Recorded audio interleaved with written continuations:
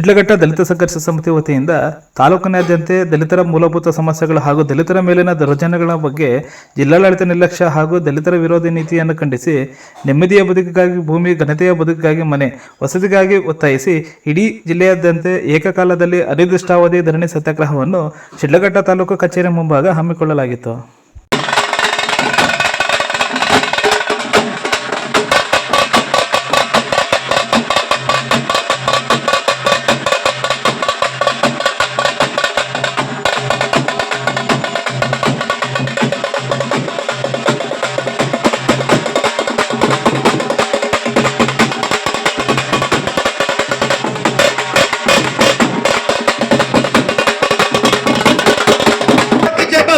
ಪೊಲೀಸರ ಪೋಟಿಗೆ ಬಂತು, ಮಾಲೀಕರ ಚಾಟಿಗೆ ಬಂತು, ಒಂದು ಜಿಲ್ಲಾ ಗುಂಡಿಗೆ ಬಂತು. 47ರ ಸ್ವಾತಂತ್ರ್ಯ, 47ರ ಸ್ವಾತಂತ್ರ್ಯ ಯಾರಿಗೆ ಬಂತು, ಎಲ್ಲಿಗೆ ಬಂತು? 47ರ ಸ್ವಾತಂತ್ರ್ಯ ಕಾಟಾಗೆಲ್ಲರ ಜೋಬಿಗೆ ಬಂತು, ಜನಗಳ ತೆರಿಗೆಯ ಬಾಯಿಗೆ ಬಂತು, ಕೋಟಾಧೀಶರ ಕೋಟಿಗೆ ಬಂತು. 47ರ ಸ್ವಾತಂತ್ರ್ಯ, 47ರ ಸ್ವಾತಂತ್ರ್ಯ. ಬಡವರ ಮನೆಗೆ ಬರಲಿಲ್ಲ, ಬೆಳಕಿನ ಕಿರಣ ತರಲಿಲ್ಲ.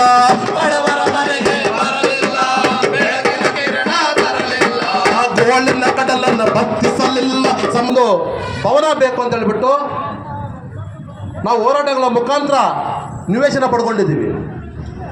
ನಿವೇಶನಕ್ಕೆ ನಾವು ನಮ್ಮ ಬೇಡಿಕೆ ನಗರದ ಹೃದಯ ಭಾಗದಲ್ಲಿ ಜಾಗ ಬೇಕಂತ ಹೋರಾಟ ಮಾಡೋಕ್ಕೆ 30 ವರ್ಷ ಆಯಿತು. ಮತ್ತು ಒಂದು ಅಂಬೇಡ್ಕರ್ ಭವನ ಪ್ರಾರಂಭ ಮಾಡೋದಕ್ಕೆ ಇನ್ನು ಎಷ್ಟು ವರ್ಷ ಬೇಕೋ ನಮ್ಗೆ ಗೊತ್ತಾಗ್ತಾ ಇಲ್ಲ. ಸುಮಾರು ನಾವು 10 ಕೋಟಿ ವೆಚ್ಚದಲ್ಲಿ ಅಂಬೇಡ್ಕರ್ ಭವನ ಮಾಡಬೇಕಂತ ನಮ್ಮ ಬೇಡಿಕೆ ಇದೆ.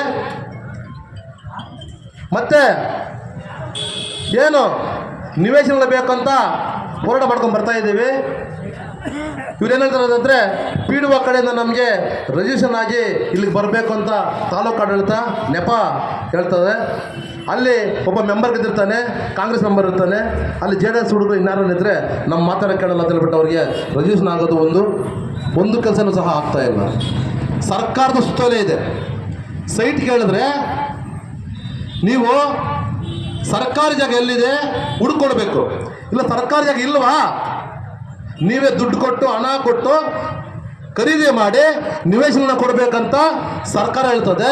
ಇದುವರೆಗೂ ತಮ್ಮ ತಾಲೂಕಿನಲ್ಲಿ ಎಷ್ಟು ಜನ ನೀವು ಹಕ್ಕುಪತ್ರ ಕೊಟ್ಟಿದ್ದೀರಿ, ಎಷ್ಟು ಭೂಮಿ ಕೊಟ್ಟಿದ್ದೀರಿ, ಎಷ್ಟು ಜನ ಶೋಷಿತರಿಗೆ ನೀವು ವೃತ್ತಿಭೂಮಿಯನ್ನು ಕೊಟ್ಟಿದ್ದೀರಿ, ಇನ್ನು ಎಷ್ಟು ವರ್ಷಗಳ ಕಾಲ ನಾವು ಇದನ್ನು ಹೋರಾಟ ಮಾಡ್ಕೊಂಡು ಬರಬೇಕಂತ ತಮ್ಮಲ್ಲಿ ನಾವು ಈ ಒಂದು ಆಕ್ರೋಶ ಭರಿತವಾಗಿರ್ತಕ್ಕಂಥ ಅನಿಶ್ಚಿತ ಧರಣಿಯನ್ನು ಹಮ್ಮಿಕೊಂಡಿದ್ದೇವೆ ಬಂಧುಗಳೇ. ಏನು ಮತ್ತೆ ಹೋಬಳಿಗಂದೆ ವಸತಿ ಶಾಲೆ ಆಯಿತು, ಶಿಕ್ಷಣದಂತೂ ಹೇಳೋಕ್ಕಾಗಿಲ್ಲ. ಏನಾಗ್ಬಿಟ್ಟಿದೆ ಅಂದರೆ ಶಿಕ್ಷಣದ ವ್ಯಾಪಾರ ವ್ಯವಸ್ಥೆ ಆಗಿಬಿಟ್ಟಿದೆ. LKGಗೆ UKGಗೆ ಎಷ್ಟು ಹಣ ತೆಗಿತಾ ಇದ್ದಾರೆ. BO ಏನು ಮಾಡ್ತಾ ಇದ್ದಾರೆ. ಪ್ರೈವೇಟ್ ಆದರೆ ಪ್ರೈವೇಟ್ ಸ್ಕೂಲ್ ಇರ್ತಕ್ಕಂಥ ಅದಕ್ಕೆ ಆಗತಕ್ಕಂಥ ರಿಸರ್ವೇಷನ್ ಇದೆ. ರಿಸರ್ವೇಷನ್ ಎಷ್ಟು ಜನಕ್ಕೆ ನೀವು ತಲುಪಿಸ್ತಾ ಇದ್ದೀರಾ?